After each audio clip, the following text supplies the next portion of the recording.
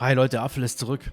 Die Entwickler von PIONER haben kürzlich neues Gameplay zu ihrem First-Person-Action-MMO-RPG, welches sowohl PvE als auch PvP-Fans begeistern soll, gezeigt. Ein Release-Datum ist momentan noch nicht bekannt. Sicher ist nur, dass es neben dem PC auch für die Xbox und PlayStation erscheinen soll. In dem neuen Gameplay-Video wird vor allem die Spielwelt beschrieben, eine Insel namens Tartarus, welche von einer Katastrophe heimgesucht wird. Vermittelt wird uns, dass auf der Insel Experimente durchgeführt wurden, welche irgendwann aufgegeben wurden. Das Experiment hat sich dann in Form von neuem Leben aber angefangen zu verselbstständigen und gefährdet nun das Leben der Menschheit. Genauer beschrieben wird die Spielwelt damit, dass sie in zwei Teile geteilt wird. Auf der linken Seite der Insel befindet sich der PvE-Bereich, in welchem die Menschen und auch ihr Spieler euch in Siedlungen wiederfindet. Auf dieser Seite der Insel befinden sich alle PvE-Standorte und dort wird auch die gesamte Haupthandlung der Geschichte spielen, welche ihr ohne von Spielern gestört zu werden dort erleben könnt. Dieses Gebiet wird als First-Person-Abenteuer mit minimalen MMO-Elementen beschrieben. Betont wird, dass viel Mühe in das Leveldesign gesteckt wurde und auch eine interessante Erzählweise in den Dialogen verwendet wird. Außerdem soll es auch einen Spielmodus geben, in welchem ihr auch komplett alleine oder nur mit eurer Gruppe abgeschottet von anderen Spielern spielen könnt, sodass diese euch in der offenen Welt nicht bei dem Erledigen von Aufträgen stören können. Die Quests während eurer Reise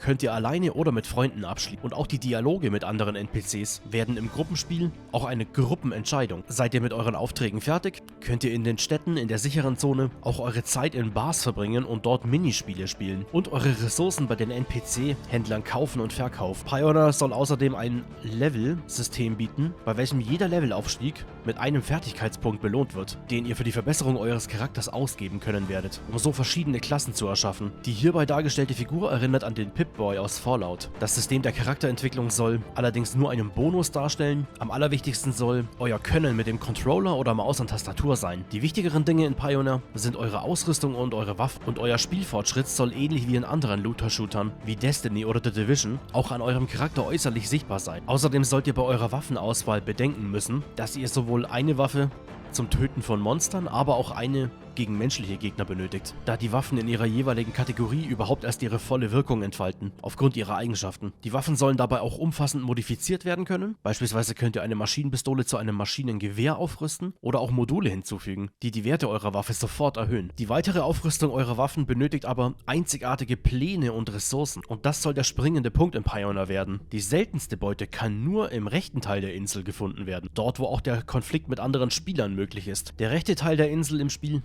besteht dabei auch wiederum aus zwei Regionen, einmal die Mittellande und einmal die Schattenlande. In diesen Gebieten finden dann PvP-VE-Zonen und Clankriege statt. In dieser Region soll sich das Gameplay wirklich nach Überleben anfühlen. Andere Spieler, die man dort trifft, werden sehr wahrscheinlich Feinde sein. Also die Entwickler deuten hier an, dass man nicht zwingend miteinander kämpfen muss, aber ich meine, wir alle kennen diese Survival-PvP-Spiele. In den allermeisten Fällen wird einfach direkt geschossen. Außerdem sind auch die Kreaturen vor Ort deutlich gefährlicher und wilder. Und wer weiß, ob man so sich nicht eventuell mit Spielern anfreunden kann, wenn ihr diesen spontan im Kampf gegen ein Monster helft. Quests wird es in dieser Region übrigens keine geben, sodass ihr euren Fokus auf das Kämpfen und Sammeln von Gegenständen legen könnt. Außerdem wird es in dem PvP-Gebiet von PIONER einen Permadeath. Ihr könnt alle Ressourcen verlieren, welche ihr mit viel Zeit und Mühe gesammelt habt. Und die gehören dann einem anderen Spieler, wenn er sie sich herausbringt. Es wird versichert, dass in den PvE-Zonen auf der linken Hälfte der Insel das so nicht sein wird. Da wird bei eurem Ableben die Ausrüstung auch weiterhin eure Ausrüstung bleiben. Wenn ihr aber kein Fan von Spieler gegen Spieler kämpft im PvP seid, werden MMO-Fans aber auch Raids sowie Weltbosse in PIONER erleben können. Noch mehr wollen uns die Entwickler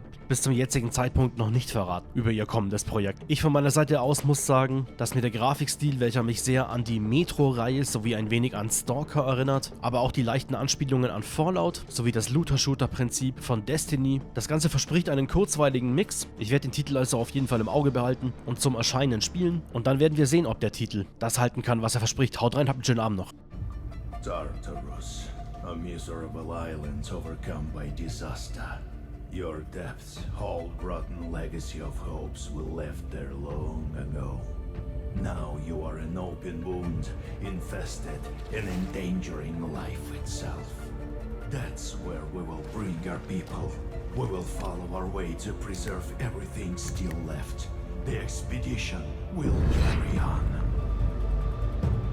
Tartarus can be nominally divided into two parts. The left one is where people have established their settlements.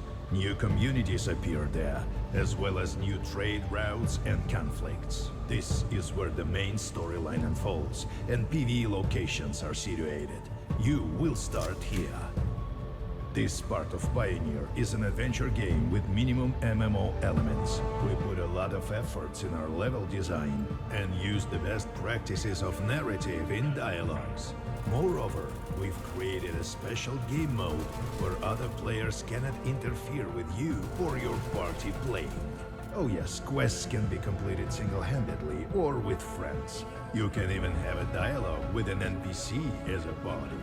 Explore the regions and gather info about the world and its mysterious past. Rest in any of the settlements, spending time in bars or playing mini-games. Trade for resources and try to gather as much as you can. Pioneer has progression levels, and after each level up, you get one skill point to spend on upgrading your character. This can make playing easier, but without creating builds, you won't have that big of an advantage on the battlefield.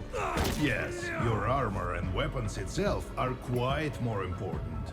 Upgrading and efficiently using your equipment is what actually shows your progress through the game.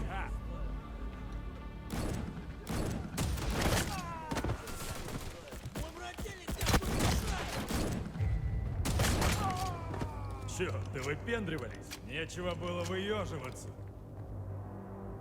Just like certain monster slayer, a skillful character in Pioneer needs two guns. One for killing monsters, and another for punishing teammates or, rarely, other players.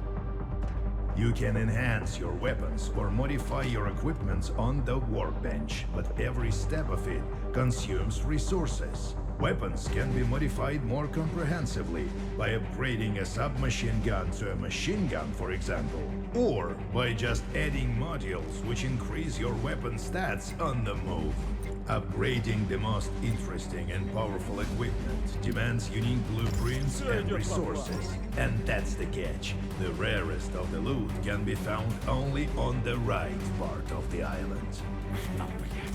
The right part of the Pioneer Island consists of two regions, the Midlands and Shadowlands. These territories are home to PvPvE zones and clan wars. The gameplay here feels more like survival. Another player encountered here is likely to be an enemy, and the local creatures are decidedly more dangerous and ferocious. These two regions lack quests and are much less forgivable with regard to the players. You can lose all the resources you've spent time and effort gathering.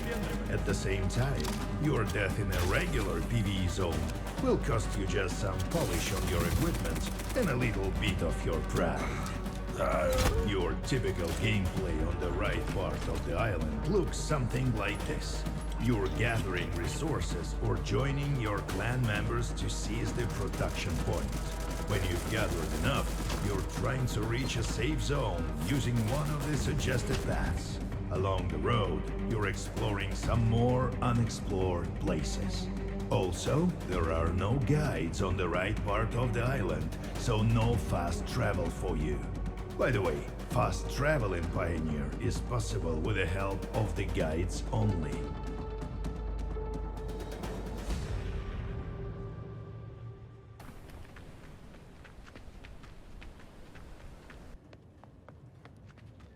In addition to PvP, MMO fans will enjoy our raids and world bosses adapted to the realities of MMO FPS. After all, it would be fun to see how familiar activities look in unfamiliar conditions, wouldn't it?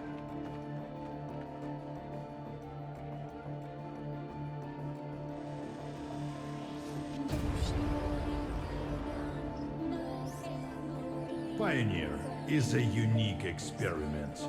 The further you delve into the depth of the island, the more the game transforms, transitioning from a role-playing adventure to an intense survival experience. We'd love to tell you more, but unfortunately, we'll have to do it in due time.